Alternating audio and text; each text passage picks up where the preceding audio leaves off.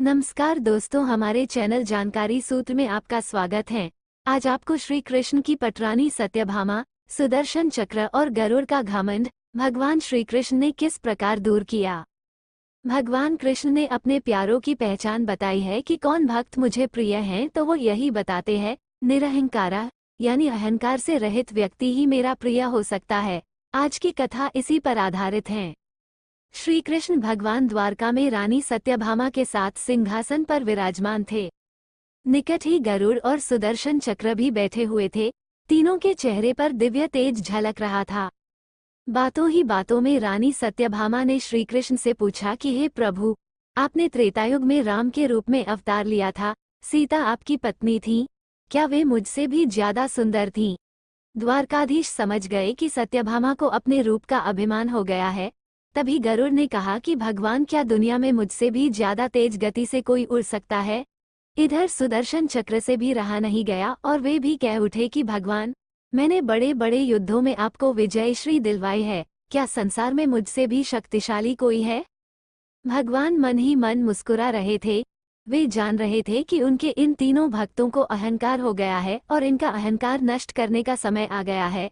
ऐसा सोचकर उन्होंने गरुड़ से कहा कि हे गरुड़, तुम हनुमान के पास जाओ और कहना कि भगवान राम माता सीता के साथ उनकी प्रतीक्षा कर रहे हैं। गरुड़ भगवान की आज्ञा लेकर हनुमान को लाने चले गए। इधर श्री कृष्ण ने सत्यभामा से कहा कि देवी, आप सीता के रूप में तैयार हो जाएं, और स्वयं द्वारकाधीश ने राम का रूप धारण कर लिया। मधुसूदन ने सुदर्शन चक्र को आज्ञा देते हुए कहा कि तुम महल के प्रवेश द्वार पर पहरा दो और ध्यान रहे कि मेरी आज्ञा के बिना महल में कोई प्रवेश न करे। भगवान की आज्ञा पाकर चक्र महल के प्रवेश द्वार पर तैनात हो गए। गरुड़ ने हनुमान के पास पहुंचकर कहा कि हे वानर श्रेष्ठ, भगवान राम माता सीता के साथ द्वारका में आपसे मिलने के लिए प्रतीक्षा कर रहे हैं। आप मेरे साथ चलें, मैं आपको अपनी पीठ पर बैठाकर शीघ्र ही वहां ले जाऊंगा।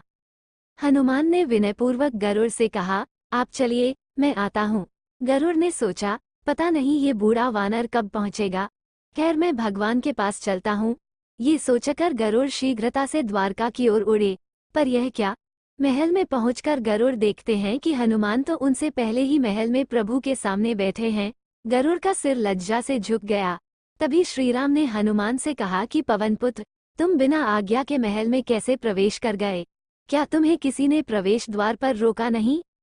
हनुमान ने हाथ जोड़ते हुए सिर झुकाकर अपने मुंह से सुदर्शन चक्र को निकालकर प्रभु के सामने रख दिया। हनुमान ने कहा कि प्रभु, आपसे मिलने से मुझे इस चक्र ने रोका था, इसलिए इसे मुंह में रख मैं आपसे मिलने आ गया। मुझे क्षमा करें। भगवान मन ही मन मुस्कुराने लगे। हनुमान ने हाथ जोड़ते हुए श्रीराम से प्रश्न किया, हे प्रभु, आज आपने माता सीता के स्थान पर किस दासी को इतना सम्मान दे दिया कि वो आपके साथ सिंहासन पर विराजमान है? अब रानी सत्यभामा का अहंकार भंग होने की बारी थी। उन्हें सुंदरता का अहंकार था, जो पल भर में चूर हो गया था। रानी सत्यभामा, सुदर्शन चक्र व गरुड़ जी तीनों का गर्व चूर चूर हो गया था। वे भगवान की लीला समझ रहे थे। तीनों की आंखों से आंसू बहने लगे और वे भगवान के चरणों में झुक गए। अद्भुत लीला है प्रभु की। अपने भक्तों के अहंकार को अपने भक्त द्वारा ही दूर किया उन्होंने। इस कथा से हमें ये सीख मिलती है कि जीवन में कभी भी अहंकार नहीं करना चाहिए। जरूरी नहीं है कि आज जो आपके पास है वो कल भी होगा। अपने अंदर जरा सा भी अगर अहंकार आने लगे तो स्वयं ठाकुर जी हमसे दूर हो जाते हैं। ठाकुर जी को स्वार्थ भक्तों की ही जरूरत है, अहंकारी की नहीं। यह वीडियो आपको कैसे लगी? पसंद आए तो लाइक और सब्सक्राइब करें।